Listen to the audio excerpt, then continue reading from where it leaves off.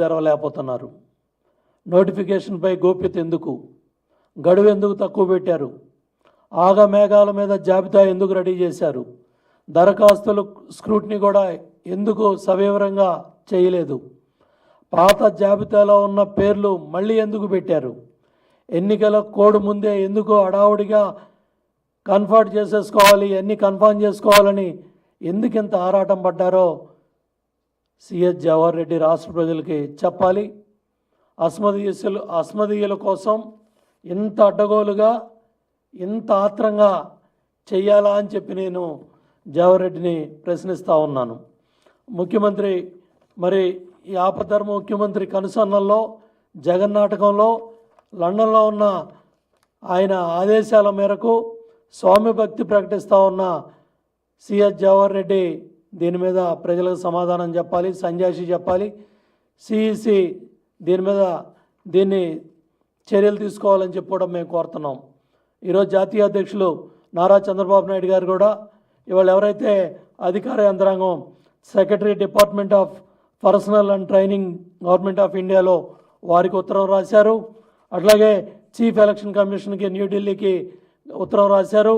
అట్లాగే Avinash Kumar principal secretary AP incharge ఏదైతే election commission విధులు చూస్తూ ఉన్నారో ఆయనకు కూడా ఈ ఉత్తరం రాయటం జరిగింది. ఏదైతే హడావుడిగా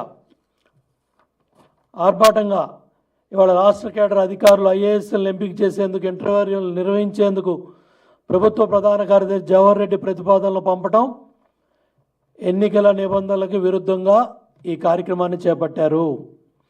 జూన్ 4వ తారీఖున ఎన్నికల ఫలితాలు ఉన్నందువల్ల ఈ పదోన్నతుల ప్రక్రియ చేపట్టడం అనేది సరైన నిర్ణయం కాదని చెప్పి కూడా తెలియజేయడం జరిగింది.